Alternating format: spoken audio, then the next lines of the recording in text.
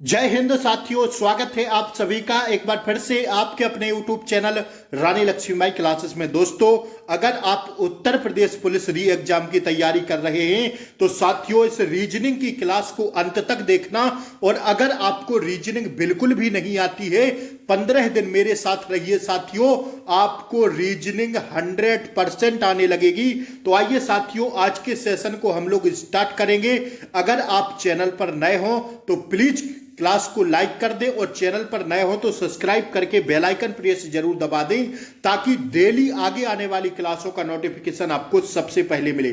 साथियों, रीजनिंग हमें पता है, आपको पता है कि रीजनिंग का जो सब्जेक्ट है साथियों, उसका आपकी उत्तर प्रदेश पुलिस परीक्षा में बहुत बड़ा रोल रहता है। देखिए, 55 से 57 नंबर की रीजनिंग आपसे पूछी जाती है। तो रीजनिंग और हिंदी, यह दो सब्जेक्ट पढ़े बिना आप परीक्षा को पास नहीं कर सकते हैं। ये बात एकदम कटु सत्य है। तो आइए साथियों, स्टार्ट करेंगे हम लोग सेशन को। वही प्रश्न हम आपको पढ़ाएंगे, प्रीवियस ईयर देखकर हम प्रश्नों को बनाते हैं। तो पहला प्रश्न साथियों अति महत्वपूर्ण, और यह प्रश्न साथियों दिशा परीक्षण का है, डायरेक्शन टेस्ट का है। क्या कह रहा है जरा सुनिएगा। मेरा मुख पूर्व की ओर है। कहां है भैया? देखिए, डायरेक्शन टेस्ट जो होता है साथियों, दिशा परीक्षण जिसे हम कहते हैं, एक टॉपिक है साथियों, यह होता है पूरब। इस दिशा को कहते हैं पूरब, और इसको कहते हैं साथियों क्या? इसको कहते हैं पश्चिम। और इसको क्या कहते हैं भैया? पूर्व। और इसको क्या कहते हैं? तो गुरुजी उत्तर कहते हैं। और नीचे क्या कहते हैं? तो दक्षिण कहते हैं। यह बात आपको समझ में आई, हाँ या ना? हर एक बच्चा समझेगा रीजनिंग को, कमजोर से कमजोर बच्चा सीख लेगा रीजनिंग। ठीक है, मेरा मुख पूर्व की दिशा की ओर है। तो साथियों मेरा मुख किस दिशा की ओर है? पूर्व की दिशा की ओर है। तो ठीक है भैया, हम यहां खड़े हैं। अब हमारा मुंह पूर्व की ओर की दिशा है, हमारा मुख किस साइड है? पूर्व की दिशा की ओर है। ठीक है भैया, पूर्व की दिशा हम मान लेते हैं। ठीक है, इतनी बात समझ में आई। अब देखिए, मैं घड़ी की दिशा में कितना चलता हूं? मैं घड़ी की दिशा में 100 डिग्री घूमता हूं। अब आप लोग एक बात हमें बताइए दोस्तों, कि घड़ी जो है, घड़ी ये रही ना घड़ी। अब देखिए, घड़ी जो है इसमें यहां बजता है 12 और यहां बजता है दोस्तों 6।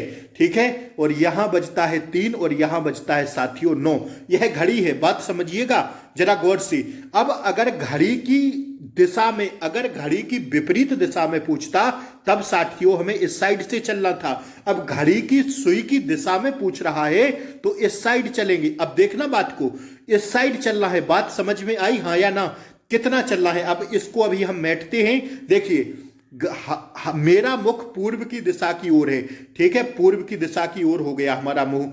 मैं घड़ी की दिशा में 100 डिग्री घूमता हूं। अब देखिएगा, एक मिनट सुनिएगा पहले। 100 डिग्री घूमने का मतलब है साथियों, यहां से देखिएगा, जैसे एक घड़ी है ना, तो एक घड़ी में कितने डिग्री का सर्किल होता है? गुरुजी 360 डिग्री का सर्किल होता है, हाँ या ना? एक जो सर्किल होता है साथियों घड़ी का, वो साथियों कितने डिग्री का होता है? 360 का। अब यहां पर हम खड़े हैं, मेरा मुख पूर्व दिशा की ओर है। अब हमें 100 डिग्री घूमना है। तो 100 डिग्री अगर हम घूमेंगे, तो अगर हम यहां से यहां तक आएंगे तो ये तो कितना हुआ?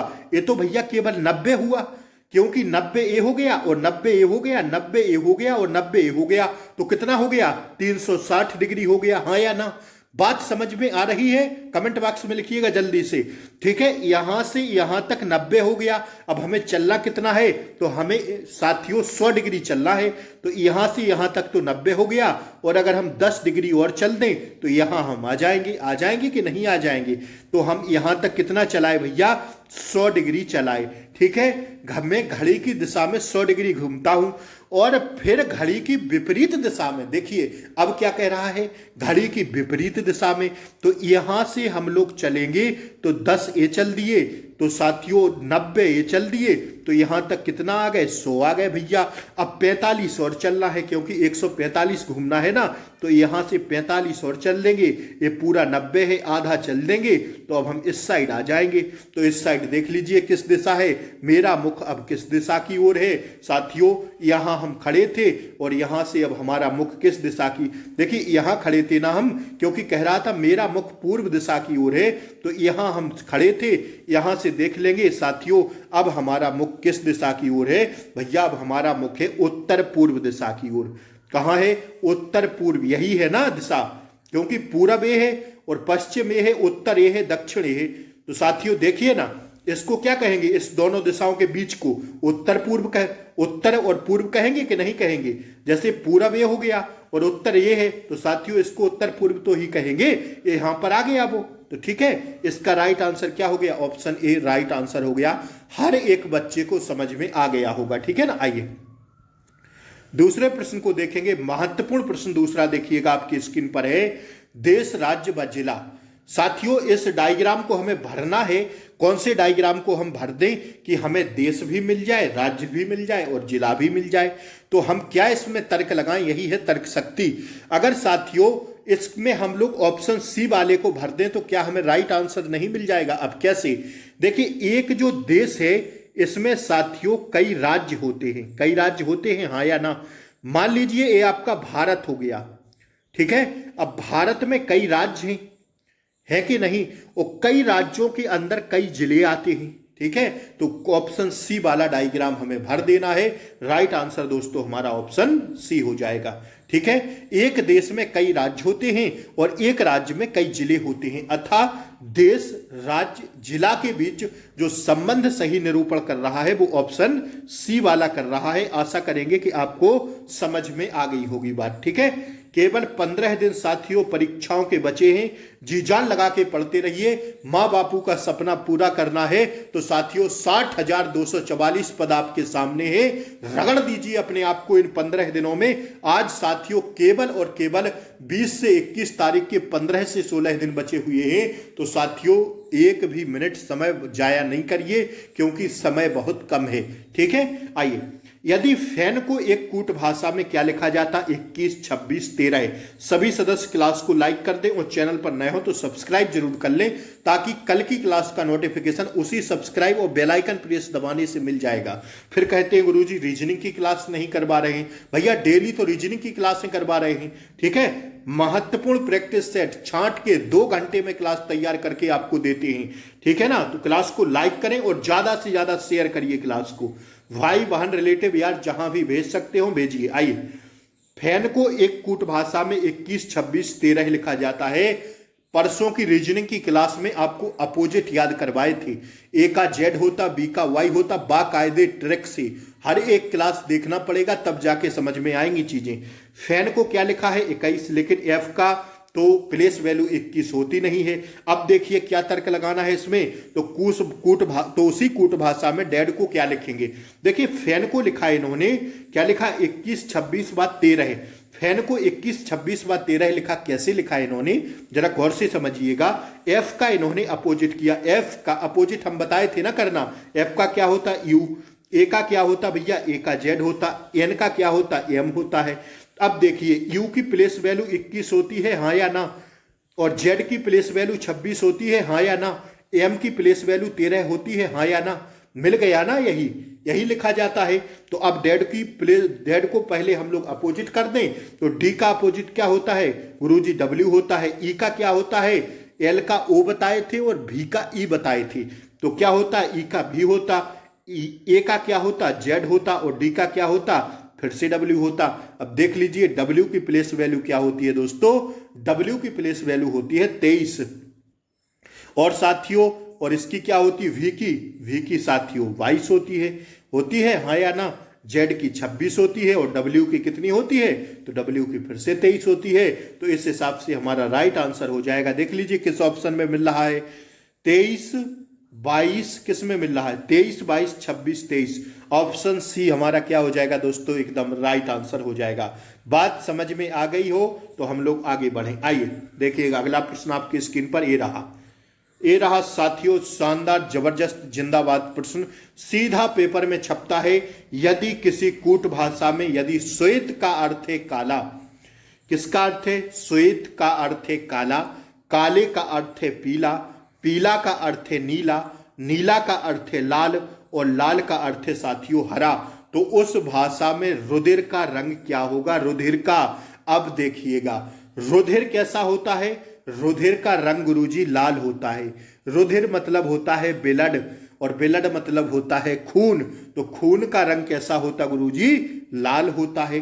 अब यदि किसी कूट भाषा में यदि श्वेत सफेद का अर्थ है काला, काले का अर्थ है पीला, पीले का अर्थ है नीला, नीले का अर्थ है लाल, और लाल का अर्थ है हरा। लाल का क्या है?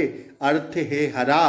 तो उस भाषा में रुधिर, रुधिर मतलब रुधिर हो गया फैक्ट, फैक्ट क्या है? लाल। तो मैंने कहा था ना, जैसे ही लिखा रहे कि का अर्थ है, तो साथियों उसके क्या आगे वाला आंसर लगाना है दोस्तों, ठीक है। तो रुधिर का रंग होता है लाल। क्या होता है? लाल। तो लाल के आगे वाला आंसर क्या होगा दोस्तों? लाल के आगे वाला अर्थ क्या होगा? हरा। रुधिर का अर्थ है क्या? हरा। तो साथियों हमारा हरा राइट आंसर हो जाएगा, क्योंकि कह रहा है ना नीले का अर्थ लाल और लाल का अर्थ क्या है गुरुजी? हरा है। तो रुधिर का अर्थ होता है लाल, तो लाल का अर्थ है हरा, तो हरा ऑप्शन लगा दीजिए, ऑप्शन डी राइट लगा दीजिए। Option D is the correct answer. बात समझ में आ रही हो तो क्लास को लाइक कर दीजिए एक बार जल्दी से। इसको देखिए, आकृति का लाजवाब जबरदस्त जिंदाबाद प्रश्न आपकी स्क्रीन पर है। बताइएगा जल्दी से इसका आंसर, सभी सदस्य करेंगे। इसका आंसर क्या होगा? जल्दी से बताइए दोस्तों, इसका आंसर क्या होगा? प्रश्न आकृति आपके सामने है। प्रश्नवाचक आकृति के चिन्ह पर आपको आकृति भरना है और बताना है कि हमारी राइट आंसर आकृति कौन सी होगी। बताइए जल्दी से। देखिए, जिस प्रकार इसका संबंध इस आकृति से है, उसी प्रकार इस आकृति का संबंध ऑप्शन वाली आकृति किससे होगा? सीधा सीधा दिख रहा है यार। इसमें क्या किया है इन्होंने, क्या दिमाग लगाया है पेपर वालों ने? पेपर वालों ने दिमाग लगाया है दोस्तों। जिस प्रकार प्रथम आकृति को क्या किया इन्होंने, प्रथम आकृति के दाहिने तरफ क्या रखा? दर्पण रखा, और पूरी आकृति प्राप्त हो रही है। इस तरफ दर्पण रख के ये आकृति मिल रही है। तो अगर इसके यहां पर हम लोग दर्पण रख देते हैं, दर्पण प्रतिबिंब बनाया है इन्होंने आकृति में, तो उसी प्रकार हमें कौन सी आकृति मिल जाएगी? ऑप्शन डी वाली आकृति मिल जाएगी। और दोस्तों ऑप्शन डी वाली आकृति को यहां हम लोग भर देंगे तो ऑप्शन हमारा क्वेश्चन सही हो जाएगा। तो साथियों ऑप्शन डी हमारा राइट आंसर है। आइए बढ़े हम लोग आगे। आइए अगला प्रश्न देखिए। इसमें बताइए, ये रहा साथियों भरने वाला, ये है समानता वाला। इसमें बताइए भिन्नता, सॉरी ये है भिन्नता वाला। इसमें क्या भिन्न है? ए बी सी डी में कौन सी आकृति भिन्न है? बताइए जल्दी से, कौन सी आकृति भिन्न है? जल्दी से बताइए आप लोग, कौन सी आकृति आपको भिन्न दिख रही है? ए बी सी डी सीधा दिख रहा है दोस्तों। देखिए ना, एक इस फूल में 1 2 3 4 5 6 7 पंखुड़ी हैं। इसमें 1 2 3 4 5 6 7 पंखुड़ी हैं। इसमें 1 2 3 4 5 6 7 पंखुड़ी हैं। लेकिन भैया इसमें तो एक पंखुड़ी गायब हो गई। तो ऑप्शन डी हमारी भिन्न है। ऑप्शन डी हमारा राइट आंसर है।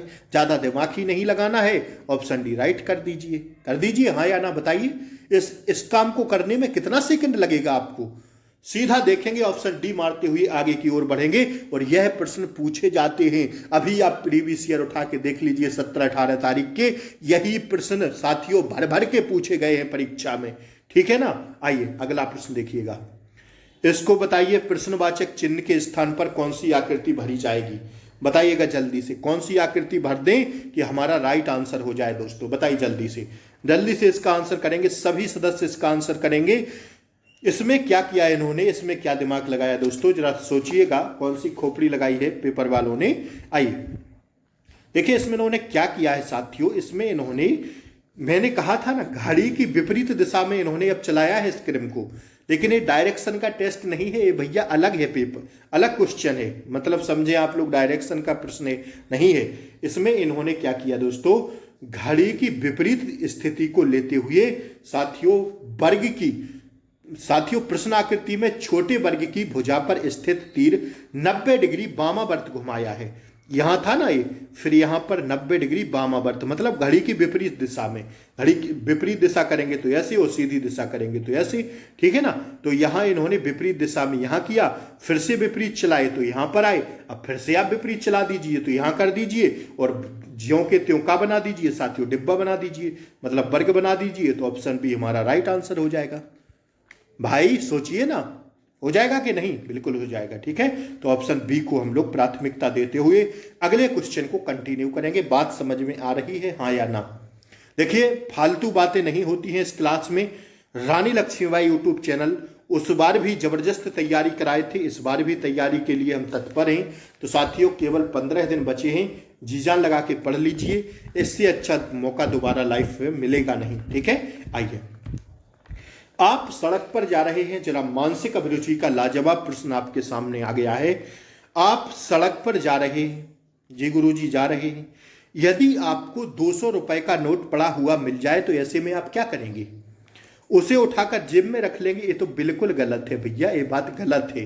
भाई, क्यों किसी का पैसा उठा के आप जेब में रख लेंगे? आपका थोड़ी है कि आप रख लेंगे, तो ये तो बिल्कुल गलत हो जाएगा ये वाला ऑप्शन। उसे उठाकर किसी भिखारी को दे देंगे, ये भी गलत हो जाएगा, क्योंकि वो पैसा आपको मिला हुआ है और कहां पर? सड़क पर मिला हुआ है। भिखारी को अगर देना है आपको तो आप अपना पैसा दीजिए ना, किसी दूसरे का पैसा क्यों देंगे? भाई, ये पॉजिटिव थिंग्स में नहीं आ रहा है। मानसिक अभिरुचि कहती है, मानसिक अभिरुचि का जो पार्ट रीजनिंग में वो कहता है कि कितना आप पॉजिटिव सोच सकते हैं। ठीक है ना, तो आप उसे उठाकर किसी भिखारी को देंगे, ये बात गलत है। ठीक है ना, उसे यूं ही पड़ा हुआ छोड़ देंगे, ये भी गलत बात है। क्यों पड़ा हुआ छोड़ देंगे? अब देखिए, ऑप्शन सी वाला इसका राइट आंसर होगा। क्या होगा? उसे उठाकर किसी निकटतम पुलिस स्टेशन में जमा कर देंगे। बिल्कुल सही बात है। अगर किसी व्यवहारिक दृष्टि से देखा जाए तो उसे उठाकर आप किसी पुलिस स्टेशन में उसको जमा कर देंगे। ठीक है, आइए बढ़े हम लोग आगे। आइए, अगला प्रश्न आपकी स्क्रीन पर है। एक व्यक्ति को निरक्षर कहा जा सकता है जब वह लिख सकता है परंतु पढ़ नहीं सकता। ये नहीं होगा। वह बिल्कुल पढ़ अथवा लिख नहीं सकता। निरक्षर मतलब वह अक्षर नहीं जानता। ठीक है ना, वह कभी स्कूल नहीं गया हो, इस हिसाब से तो नहीं कह सकते आप निरक्षर। वह पढ़ सकता है परंतु लिख नहीं सकता। साथियों, इसमें होगा ऑप्शन बी। आप निरक्षर एक व्यक्ति को तभी कहेंगे जब वह बिल्कुल पढ़ अथवा लिख नहीं सकता। ठीक है, ना तो पढ़ सकता है और ना ही लिख सकता, वह बिल्कुल पढ़ अथवा लिख नहीं सकता, तो आप उसे क्या कहेंगे? निरक्षर कहेंगे। ठीक है भैया, बढ़े आगे। आइए जरा अगला प्रश्न देखिएगा क्या कह रहा है। देखिए, लॉजिकल प्रश्न है यह, जो लॉजिकल रीजनिंग होती है उसका प्रश्न मैंने डाला है। बहुत ही आसान है साथियों, आप सब लोग देख के इसका राइट आंसर मार देंगे। छोटे में बच्चे पूछते थे, छोटे में आपसे बड़े लोग जो थे बच्चों से पूछा करते थे कि भैया, पेड़ की एक डाल पर 6 चिड़ियां बैठी हैं, एक शिकारी चिड़िया को गोली मार देता है तो पेड़ पर शेष कितनी चिड़ियां बचेंगी? तो आप लोग जल्दी से कह देते थे कि 5 चिड़ियां बचेंगी। ठीक है, लेकिन अब यहाँ 5 नहीं लगाना है, यहाँ पर क्या करना है? पेड़ की एक डाल पर 6 चिड़ियां बैठी हैं, एक शिकारी एक चिड़िया को गोली मार देता है तो पेड़ पर एक भी चिड़िया नहीं बचेगी। क्यों नहीं बचेगी? क्योंकि सब उड़ जाएंगी। क्यों उड़ जाएंगी? क्योंकि जैसे ही बंदूक की आवाज सुनेंगी तो सारी चिड़िया नहीं उड़ जाएंगी। ठीक है ना, ऐसा मत लगा देना कि 5 लगा दो, लेकिन अब तो आप बड़े हो गए हैं। छोटे में बोल देते थे 5, तो थोड़ा दिमागदार बच्चा होता था वो कहता था एक भी नहीं बचेंगी। क्यों नहीं बचेंगी? क्योंकि बाकी सब उड़ जाएंगी ना भाई। जैसे एक में गोली घली तो सब बैठी थोड़ी रहेंगी, उड़ जाएंगी। आइए देखिए ना, अगला प्रश्न देखिए। दिए गए विकल्पों में से विषम संख्या अक्षर शब्द ज्ञात कीजिए। बताइए, इसमें विषम अक्षर कौन सा हमें दिख रहा है? अगर बात करें साथियों सीरीज की, तो विषम जो है 125, 144, 343 और 512 है। इसमें विषम क्या होगा? तो इसमें विषम की अगर हम बात करते हैं तो देखिए, 125 किसका? 5 का क्यूब है, पचम 25 और 25 पंचे 125। 343 साथियों 7 का क्यूब है। किसका क्यूब है? 7 का क्यूब है। ये साथियों 5 का क्यूब है, हाँ या ना? और 343 7 का क्यूब है, हाँ या ना? और 512 साथियों 8 का क्यूब है कि नहीं? बताइए। 5, 7, 8 की घन संख्याएं हैं ये तीनों, लेकिन अगर 144 को देख लेते हैं तो ये 12 का स्क्वायर है, ना कि घन है। ठीक है, तो साथियों 144 विषम हो जाएगा। ठीक है, शब्द याद करना था, जो विषम था वो केवल ऑप्शन बी वाला होगा और 144 हो जाएगा। ठीक है, आइए तर्क वाले प्रश्न है। अब इसमें देखिए, इसमें विषम बताइए। आलू, गाजर, प्याज, टमाटर, इसमें बताइए क्या विषम होगा, बताइए जल्दी से, इसमें विषम क्या होगा, बताइए इसमें विषम क्या होगा भैया, बताइएगा जल्दी से, इसमें विषम क्या होगा। देखिए आलू, प्याज एवं गाजर, आलू, प्याज एवं गाजर, ये साथियों जो खाने वाले हिस्सा जमीन के अंदर पाया जाता है। आलू जमीन के अंदर पाया जाता, गाजर जमीन के अंदर पाई जाती और प्याज अंदर पाई जाती। लेकिन साथियों ये जो टमाटर है ना, यह जमीन के ऊपर पाया जाता। कहाँ पर गुरुजी? ऊपर पाया जाता, और बाकी सब नीचे पाए जाते कि नहीं, धरती के अंदर, और यह धरती के ऊपर। तो टमाटर हमारा विषम हो जाएगा। ठीक है, विषम शब्द को चुनना था। आइए बढ़े हम लोग आगे, आगे कंटिन्यू करें। आइए देखिएगा अगला प्रश्न। इस प्रश्न को जरा बताइए। प्रश्नवाचक चिन्ह के स्थान पर भरना है ऑप्शंस में देख के। क्या भर दें कि हमारा राइट आंसर आ जाए। देखिए इसमें इन्होंने जो लॉजिक लगाया है साथियों, वो लॉजिक ऐसा लगाया है कि 2/3, 4/7 और यहाँ पर भरना है, और 11/21 और 16/31। देखिए अगर हम लोग इसमें देखें, क्या देखें भैया, देखिए इसमें इन्होंने ऐसा किया है ना कि 2 में +2 किया तो 4 हो गया, और यहाँ 3 में +4 किया। अब देखिए 2 में इन्होंने 2 जोड़ दिया तो 4 आ गया यहाँ पर। अब 4 में आप लोग कितना जोड़ दीजिए कि ऑप्शन में मिल जाए। अगर 4 में हम लोग 3 जोड़ दें तो हमें 7 मिल जाएगा, बिल्कुल मिल जाएगा। तो 7 मिल गया। अब 7 में फिर 4 जोड़ें तो 11 हो, 11 में 5 जोड़ें तो 16 है। बिल्कुल सीरीज बन गई, हाँ बिल्कुल बन गई। पहले 2 जोड़ा तो 4 आया, 4 में 3 जोड़ा तो 7 आया, 7 में 4 जोड़ा तो 11 आया, 11 में 5 जोड़ा तो 16 आया, और यही हमारी सीरीज भी बन गई। अब नीचे क्या किया इन्होंने, नीचे देखिएगा, 3 में +4 किया तो 7 आया। अब 7 में 5 ऐड कर दें क्या, नहीं 7 में 6 ऐड करेंगे तब जाके ऑप्शन मिलेगा 13। तो 4 फिर साथियों 3 में 4 जोड़ा 7 आया, 7 में 6 जोड़ा तो 13 आ गया। तो हमें ऑप्शन डी वाली आकृति प्राप्त हो गई। साथियों डी वाला ऑप्शन राइट हो जाएगा। फिर भी देख लीजिए 16, यहाँ कितना आ गया, यहाँ 16 आ गया। अब सॉरी 13 आ गया ना। अब 13 में कितना जोड़ें, पहले 4 जोड़ा, फिर 6 जोड़ा, फिर 8। अब 13 में 8 जोड़ेंगे तो 21 आएगा। आएगा कि नहीं आएगा, बताइए ना। 13 में 8 जोड़िए तो 21 आएगा कि नहीं आएगा। और फिर कितना जोड़ेंगे, फिर भैया 10 जोड़ेंगे, 21 में 10 जोड़ेंगे तो 31 प्राप्त होगा। तो देखिए सीरीज भी बन गई और हमारा आंसर भी निकल के आ गया। ऑप्शन डी वाला राइट हो जाएगा कि नहीं। आइए अब इसमें बताइए अगला चिन्ह क्या भरें, प्रश्नवाचक के स्थान पर क्या भर दें, लगाइए इसमें दिमाग। 10, 100, 200, 310। अगले प्रश्नवाचक चिन्ह के स्थान पर क्या भरें कि राइट आंसर आ जाए। 10, 100, 200, 310। अब यहाँ पर भरना है, भरिए। देखिए +90 करेंगी, +100 करेंगी, +110 करेंगी। 90 भरा पहले, 90 किया तो 100 हो गया, 100 में 100 जोड़ा तो 200 हो गया। 100 देखिए 10 का मिल रहा है, यहाँ 10 ++10, 110 में 100 कितना जोड़े, 310 में 100 कितना जोड़े भैया, 310 में अब 120 जोड़ना पड़ेगा। 0, 2, 1, 3, 3, 1, 4, 430 हमारा राइट आंसर आ जाएगा। 120 यहां पर लिख देंगे तो +10 यहां पर हो गया। ठीक है ना। 430 इज द राइट आंसर। समझ में ना आया हो कमेंट बॉक्स में लिखिएगा। ठीक है ना। आइए, ये तो बहुत छोटा करना पड़ेगा भैया। आइए छोटा कर देते हैं, कोई बात नहीं। देख लीजिएगा प्रश्न आकृति ये रही, आपको भरना है इस प्रश्न आकृति में। यह आकृति आपको ABCD किस आकृति में मिल रही है, यूं किस आकृति में मिल रही है, ऐसे बताइएगा। ऐसे जाना है, ऐसे आना है, तो किस में मिल रही है। इसमें तो मिलेगी नहीं, इसमें भी नहीं मिलेगी, इसमें भी नहीं मिलेगी, इसमें मिल जाएगी, सी वाली आकृति में मिल जाएगी। कैसे,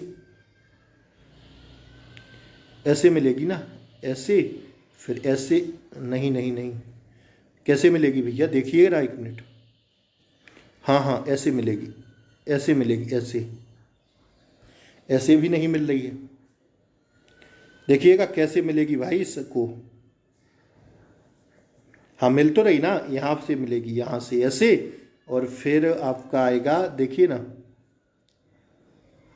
देखिए जी यहाँ से होगा, ऊपर ऊपर यहाँ पर रहेगा, सॉरी यहाँ पर जाएगा, ठीक है, और फिर यहाँ से ऐसे आएगा, ऐसे, और फिर यहाँ ये मिल जाएगी। तो ए वाली इसमें मिल रही है, ऑप्शन सी में मिल रही है। मिलान करना रहता है कि प्रश्न आकृति कौन सी आकृति में निहित है, ठीक है ना,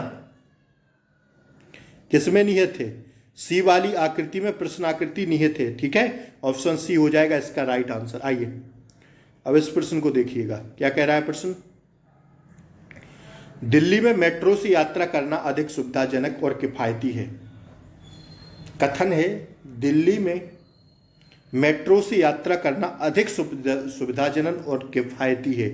अब हमें निष्कर्ष देखना है, तो पहला निष्कर्ष क्या कह रहा है, परिवहन के अन्य साधन उपलब्ध नहीं है। ये तो गलत है। क्यों नहीं है भैया, टैक्सी टेम्पू बसें वगैरह नहीं है क्या दिल्ली में, ये तो बिल्कुल गलत है। मेट्रो सेवा कुल मिलाकर अच्छी है। हाँ, कथन से ये निष्कर्ष निकल सकता है कि मेट्रो सेवा अधिक, मतलब कुछ कुल मिला के अच्छी है। दिल्ली में मेट्रो यात्रा करना सुविधाजनक और किफायती है, तो निष्कर्ष निकल रहा है कि मेट्रो सेवा कुल मिलाकर अच्छी बात है। भाई हम मेट्रो से जल्दी आसानी से कम पैसों में पहुंच सकते हैं। तो साथियों ऑप्शन केवल बी वाला तर्क सही है, तो बी वाला देख लीजिए, ऑप्शन ए राइट आंसर हो जाएगा। ये तो बिल्कुल ही गलत है, कथन के हिसाब से बिल्कुल गलत है, तो ए वाला राइट आंसर हो जाएगा, ठीक है। आइए इसको देखिएगा क्या कह रहा है, सदस्य, शहर, गांव, परिवार, समुदाय। देखिए पहले क्या भरना है, सदस्य भर दें, शहर भर दें, गांव भर दें, परिवार भर दें या समुदाय। पूछे जाते हैं भैया 4 प्रश्न छपते हैं 55 में से, ऐसे 3 तो छपेंगे ही 100%। पहले क्या भर दें, फिर क्या भर दें, फिर क्या भर दें, फिर क्या भर दें, फिर क्या भर दें। तो देखिए पहले अगर हम लोग भर दें, देखिए सोचना, दिमाग लगाना पड़ता है। पहले सदस्य आएगा, शहर आएगा, गांव आएगा, परिवार आएगा, समुदाय आएगा। तो पहले जो आएगा साथियों, क्या आएगा भैया, पहले क्या आएगा बताइए, पहले क्या आएगा, पहले सदस्य, ठीक है, तो पहला वाला भर देंगे। पहले सदस्यों से मिलकर बनेगा परिवार, पहले सदस्य रहेंगे ना, फिर इसके बाद परिवार बनेगा। परिवार के बाद क्या बनेगा, तो परिवार के बाद समुदाय बनेगी, समुदाय के बाद क्या बनेगा, गांव बनेगा, फिर गांव के बाद शहर बनेगा। देख लीजिए किस ऑप्शन में मिल रहा है, ऑप्शन बी में मिल रहा है।